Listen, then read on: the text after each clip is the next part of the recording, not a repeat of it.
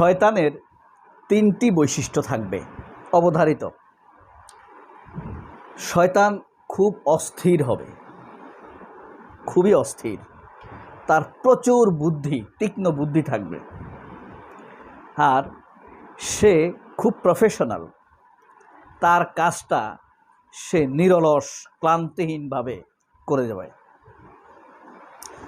তো শয়তান একবার চিন্তা করলো সে হলিউডে যাবে। হলিউডে সে যে এত মানুষকে পাপের কাজে লাগাই দিছে, এখন সেটার কি অবস্থা। তো হলিউডে গিয়ে সে প্রথমে ভাবছে সে একটু হাঁটা দিয়ে চলে আসবে, কিন্তু সে সেখানে গিয়ে দেখে অসংখ্য তারকা আপনার অরফানেজ ট্রাস্টে, ফিলিস্তিনের ফান্ডে বিভিন্ন গরিব দুঃখীদেরকে দান করে। তখন সে চিন্তিত হয়ে গেল। এখন হুট করে তো এদের দান দেওয়া বন্ধ করা যাবে না। তো যারা দান করে তাদেরকে সে মনটা পরিবর্তন করে দিল।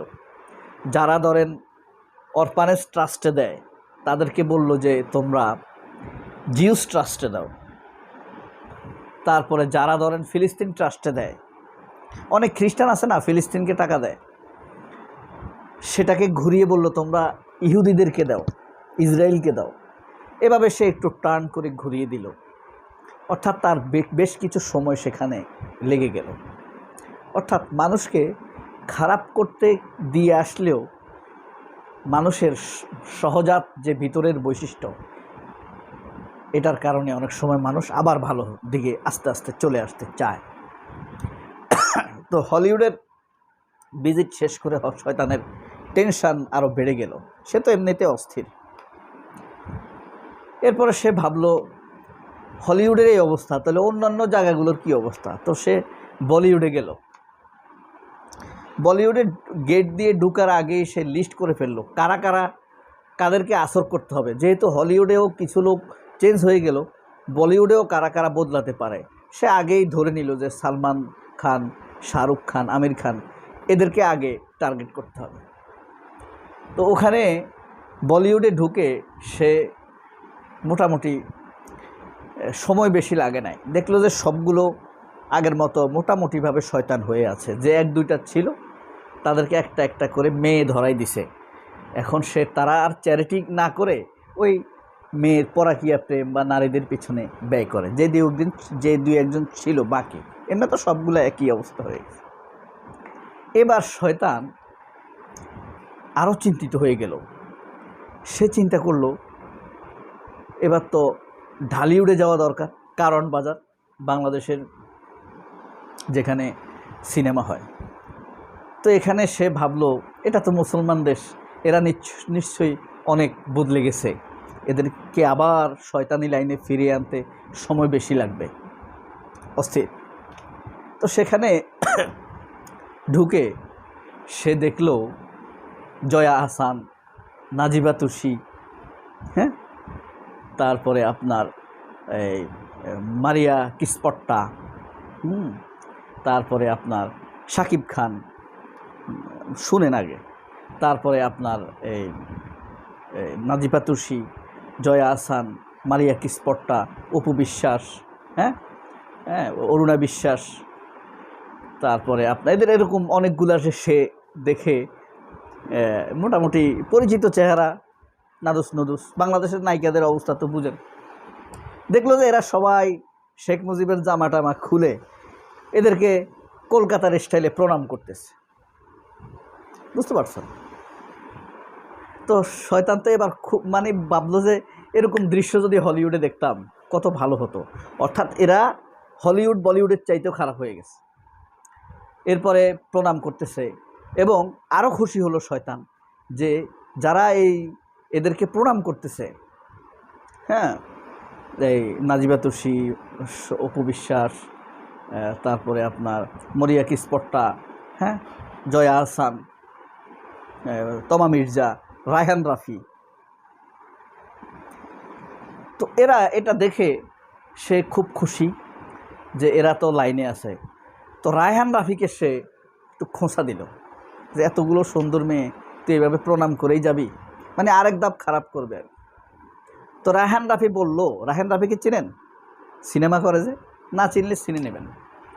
তো রায়হান রাফি তো অসোয়াশা পাইছে, তার ভিতরে সুরসুরি লাগতেছে, এতগুলো সুন্দরী মেয়ে। তো রায়হান রাফি উত্তর দিল, তুমি কি বলছো? এই যে জয়া আহসান, মারিয়া কিস্পট্টা, হ্যাঁ, অপু বিশ্বাস, এই তমা মির্জা, নাজিবা তুর্সি, হ্যাঁ, এগুলা সবগুলারে তো আমি জোগাড় করে আনছি শেখ মুজিবের পূজা করার জন্য। তো তুই এত বড় প্রশিক্ষণ কই পাইলি? তখন রায়হান রাফি বলে, আমাকে ফরিদুর রেজা সাগর কাজে লাগাইছে। তো এরা বলার সাথে সাথে রাজি হয়ে গেল। তখন বলল যে এদেরকে লোভ দেখাইছি যে এদেরকে সিনেমাতে নিব, নইলে সিনেমাতে নিব না, আগামী সিনেমাতে এদেরকে নিব। তখন এরা সবাই শেখ মুজিবকে নিয়ে স্ট্যাটাস দিছে, প্রণাম পূজা শুরু করে দিয়েছে। তো এখান থেকে ঘুরে শয়তান গেল কারওয়ান বাজার। কারওয়ান বাজার এদিক সেদিক তাকায়, দেখে যে মানব জমিনের অফিস সেখানে, হ্যাঁ, মানব জমিনের মিডিয়া পাড়া কিন্তু, হ্যাঁ। তারপরে দূরে তাকাইলে দেখা যায় ওই যে আপনার দীপ্ত টিভির অফিস দেখা যায়, ঠিক আছে, মানে একটু কাঁচা বাজারের এদিকে তো দীপ্ত টিভির অফিস দেখা যায়, তারপরে চ্যানেল ওয়ানের অফিস দেখা যাচ্ছে, হ্যাঁ। হুট করে সে প্রথম আলোর অফিসটা দেখল। প্রথম আলোর অফিস দেখে প্রথম আলোর ভিতরে ঢুকে সে এত জোরে দৌড় দিছে, দৌড় দিয়ে এক দৌড়ে সে গিয়ে উঠছে কোথায়? টুঙ্গিপাড়া। টুঙ্গিপাড়া গিয়ে উঠছে, সে হাঁপাচ্ছে, অস্থির হয়ে উঠছে। তিনটা বৈশিষ্ট্যের কথা বলছি না, মনে রাখবেন। আপনার আশেপাশে কোনো মানুষকে যদি দেখেন খুব অস্থির, তার কাছ থেকে পরামর্শ নেবেন না প্লিজ। মা বাবা ভিন্ন কথা, তারপরেও অস্থিরতার সময় নেবেন না। যদি দেখেন বেশি বুদ্ধি, একটু দূরে থাকবেন, সম্পর্কের একটা লিমিটেশন রাখবেন। আর যদি দেখেন শান্ত প্রশান্ত স্বচ্ছ, কথা কম বলে, নামাজ পড়ে, তাহলে আপনি চাইলেও তার সাথে সম্পর্ক করতে পারবেন না। আপনার মনে তার সাথে সম্পর্ক রাখতে দিবে না। আপনি দেখবেন খুব ভালো মানুষের সাথে আপনার হাঁটাচলা করতে ভালো লাগে না। স্কুলের কথা একটু মনে করেন, কলেজ বা ভার্সিটির কথা একটু মনে করেন, যে সবচাইতে ভালো তার সাথে চলাফেরা করতে খুব ভালো লাগে না। কারণ সে পানসে হয়, রসিকতা করে না, কাউকে নিয়ে ইয়ার্কি করে না, বিড়ি খায় না, সিগারেট খায় না। আপনার ভালো লাগবে তার সাথে চলতে? ভালো লাগবে না। সুতরাং যাদেরকে শান্ত প্রশান্ত দেখবেন, তার ব্যাপারে আপনার সিদ্ধান্ত নেওয়ার দরকার নাই। আপনার মন আপনাকে অবচেতন মনে নিয়ে আসবে। তো এক দৌড়ে সে টুঙ্গিপাড়া গিয়ে উঠছে শয়তান। কোথাও শেষ দেখেন, সে যতগুলো জায়গা ভিজিট করছে সবগুলো কিন্তু সিনিং প্লেস, পাপের জায়গা, হ্যাঁ। তো টুঙ্গিপাড়া গিয়ে সে শান্ত হয়ে গেল, প্রশান্ত হয়ে গেল। আর সে বলল, আহা, যদি এখনই কিয়ামত হতো তাহলে আমি আর কোথাও যেতাম না, এখানেই শুয়ে থাকতাম। কারণ ওখানে সে মজা পাচ্ছিল। শয়তান কোথায় মজা পায়? সবাই অনেক ভালো থাকবেন। আল্লাহ হাফেজ, আসসালামু আলাইকুম।